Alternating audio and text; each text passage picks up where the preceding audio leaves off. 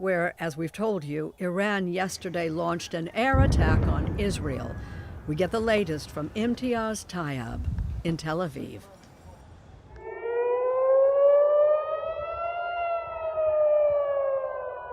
The sound of sirens pierced the night sky as a wave of Iranian weapons were intercepted over Israel.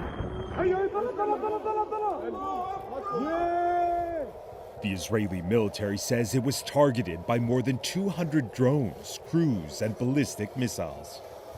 So far, we have intercepted and are continuing to intercept dozens of attack drones as well as cruise missiles and ballistic missiles outside of Israel's border. On the streets of Tehran, pockets of celebration for the unprecedented attack. It's the first time in history Iran has directly targeted Israeli territory. The assault was in retaliation for an airstrike by Israel on Iran's consulate in the Syrian capital Damascus early this month, killing Revolutionary Guard officers, including senior commanders. While the attacks were being carried out, the gravity of the coordinated strikes was clear as President Biden and his national security team monitored events from the White House Situation Room. And this move by Iran marks the most serious escalation in an already unstable Middle East following Hamas's deadly October 7th attacks, which triggered Israel's massive assault on Gaza, which has laid waste to the besieged Palestinian territory and already killed tens of thousands. In a statement, Iran's mission to the UN said the matter can be deemed concluded. However, should the Israeli regime make another mistake, Iran's response will be considerably more severe. Despite initial reports of only limited damage, the country says it will respond. It's only a question of how and when. President Biden has vowed ironclad support for Israel, but has also appealed for restraint, appeals which have largely been ignored by Prime Minister Benjamin Netanyahu over the past 6 months. The fear now is this could be the beginning of a dangerous escalation that has the potential to spiral out of control.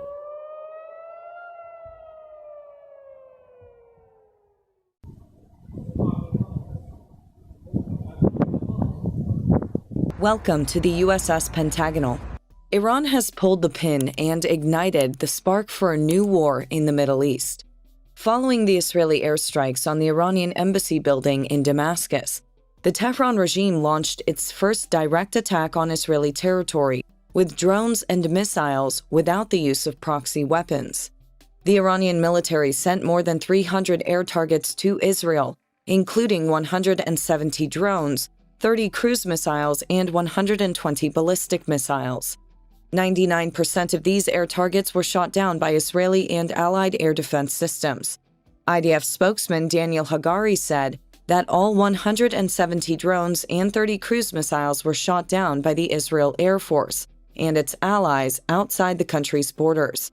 The IDF reported that the long-range Arrow air defense system managed to knock down the vast majority of the 120 ballistic missiles, but some penetrated Israel's defenses and hit the Nevatim air base in southern Israel.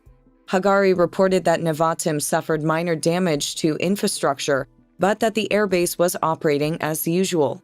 Israeli Air Force aircraft continued to take off and land from the bases, and continue to leave for offensive and defensive missions, including the Adir F-35 aircraft currently returning from base defense missions.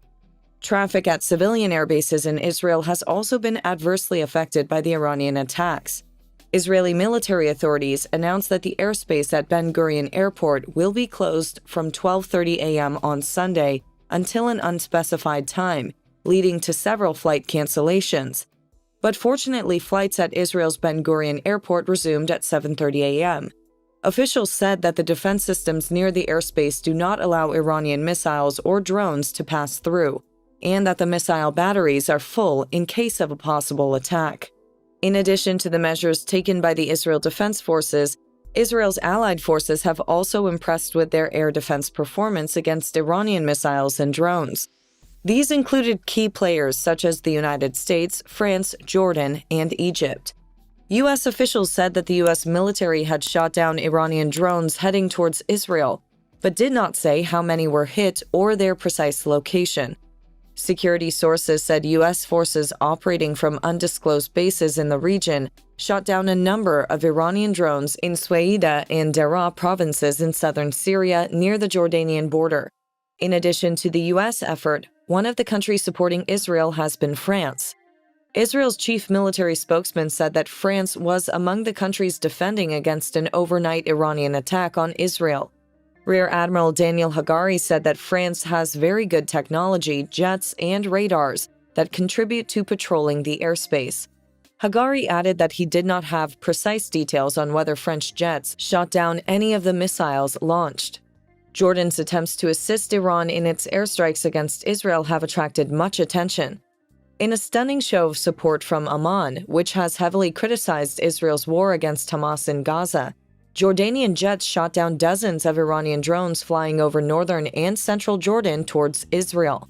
Sources said that the drones were shot down on the Jordanian side of the Jordan Valley and were heading in the direction of Jerusalem.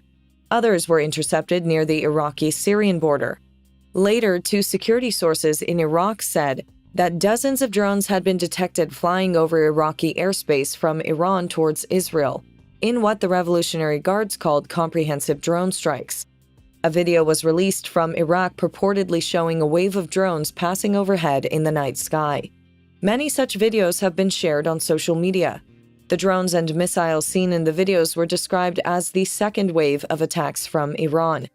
Since there are many air targets, the succession of drones and missiles caused the second wave of attacks. The incoming attacks caused Jordan, Iraq, and Lebanon to close their airspace for several hours.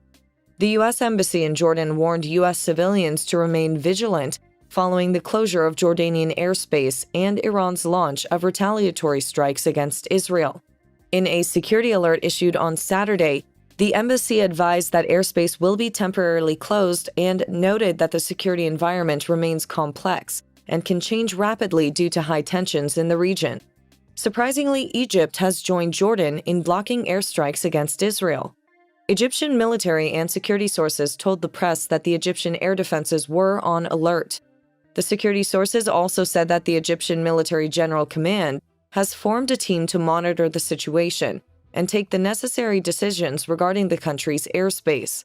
The Ministry of Foreign Affairs issued a statement on Saturday expressing Egypt's deep concern over the Iranian drone launches against Israel.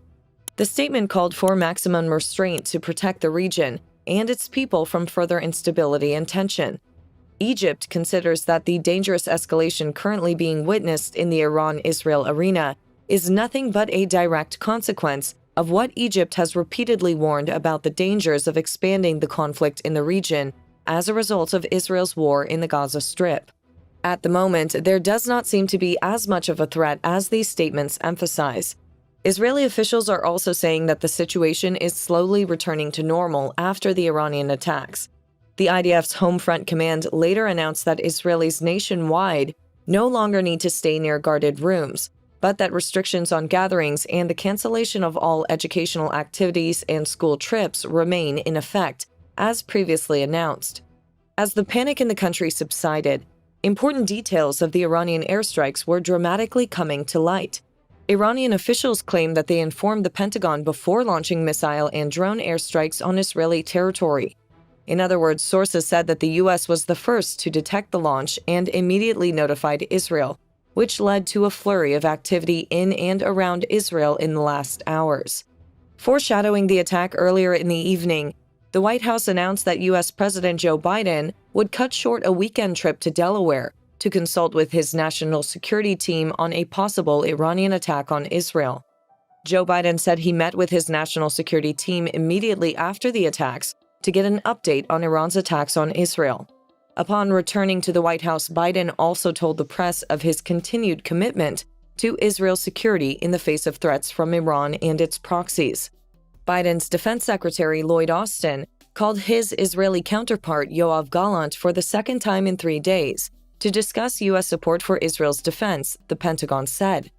Secretary Austin made it clear that Israel can count on the full support of the United States to defend Israel against attacks by Iran and its regional proxies, the statement said. The two later spoke again following the Iranian attack, and Gallant's office announced that he briefed Austin on Israel's defense actions. The minister also thanked Austin for standing by Israel and stressed that the defense establishment is at maximum readiness to respond to any further attack attempts.